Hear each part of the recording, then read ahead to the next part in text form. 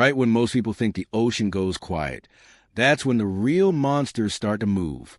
Today we're pushing way past the comfort zone, dropping lines nearly 1,000 feet deep into dark blue water, where pressure is crushing, visibility is gone, and anything could be waiting on the bottom. This is the kind of fishing where you don't just hope for a bite. You brace for impact. New grounds, deep drops, unpredictable fish, and a full crew ready to turn whatever we catch into an unforgettable meal. This day had everything on the line from the very first drop. The Hammerjang crew fires up the boat, and the race is on, engines humming as we scan the water and watch the sounder light up. Every mark on the screen could be bait, or it could be something massive lurking below. Lines go out, electric reels hum, and we're all calling our shots, hoping for bent rods and heavy resistance. The ocean doesn't waste time. Not long after the first drop, the rod loads up hard, line peeling as something powerful starts scrapping deep below. You can feel it through the deck, short violent pulls, heavy head shakes, the kind that tells you this fish means business. Everyone crowds around, calling out guesses, nerves high, watching the line angle change as the fish fights back. When color finally comes up, it's thick, solid, and angry, a deep water bruiser that put the gear to the test. That's the kind of action that keeps you locked in, even after hours of driving and setting up. We reset, adjust, and keep working the zone because deep-sea fishing is all about timing and persistence.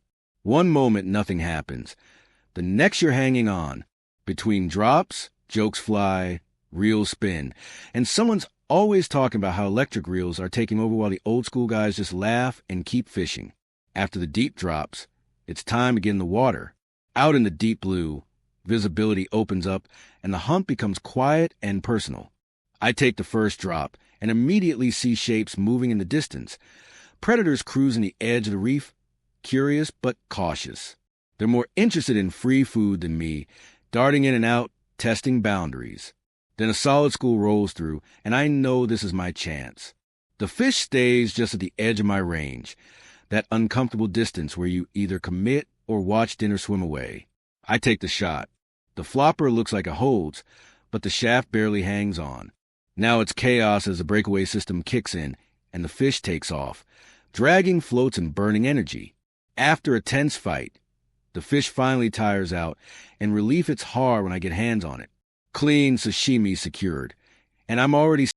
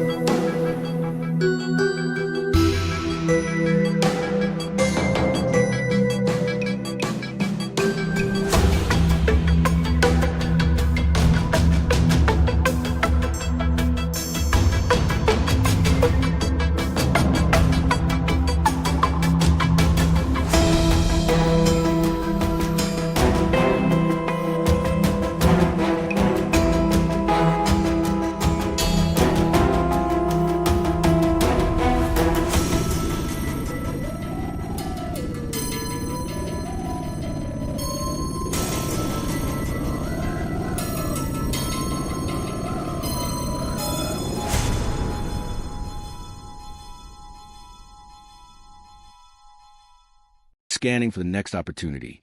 Dropping back down, I spot something special, a rare blue-striped fish holding steady. One clean stone shot, and it's over instantly. No damage, no struggle, just perfect execution. Those moments make all the effort worth it. The water session slowly fades as conditions shift. So I swim toward the shallows, eyes peel for anything hiding in the rocks. A small fish gives itself away, hitching a ride where it shouldn't, and that tells me something bigger is nearby. Sure enough, The big one knows I'm there and disappears fast. I trust my gut and check under a rock where anything could be waiting. The fish bursts out and disappears in a split second, juking me clean. I can't even be mad. It was a slick move.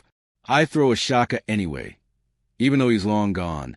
Just part of the ocean humor that keeps things light when the fish win. Back on the boat, the action doesn't stop.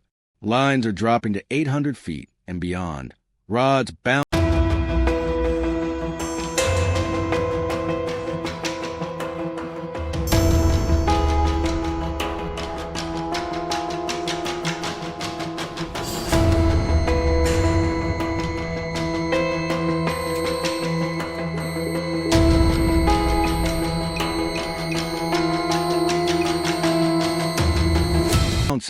Reels whining as something heavy grabs on.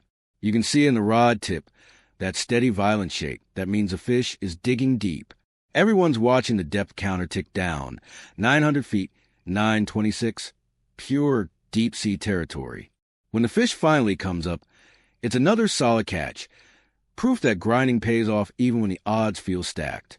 As the sun drops and the work slows, hunger kicks in, and that's when the real reward starts. Fresh fish on deck means it's time to cook. Back home, knives come out and the transformation begins.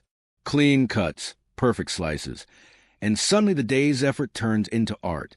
Sushi rolls, sashimi, nigiri, sweet egg, fish eggs, spicy sauces, everything coming together fast and fresh. The flavors hit hard, clean and rich, the kind you only get when a fish goes from ocean to plate in the same day. Everyone digs in, laughing, stealing bites, arguing over favorites, already talking about tomorrow's plan, while wiping plates clean. The satisfaction isn't just about catching fish. It's about the whole process, from deep drops and tense fights to quiet dives and finally sharing a meal with family. That's what keeps us coming back, chasing the next bite, the next drop, the next unforgettable moment out on the water. Mahalo for watching, and until the next adventure, stay safe, stay hungry, and respect the ocean.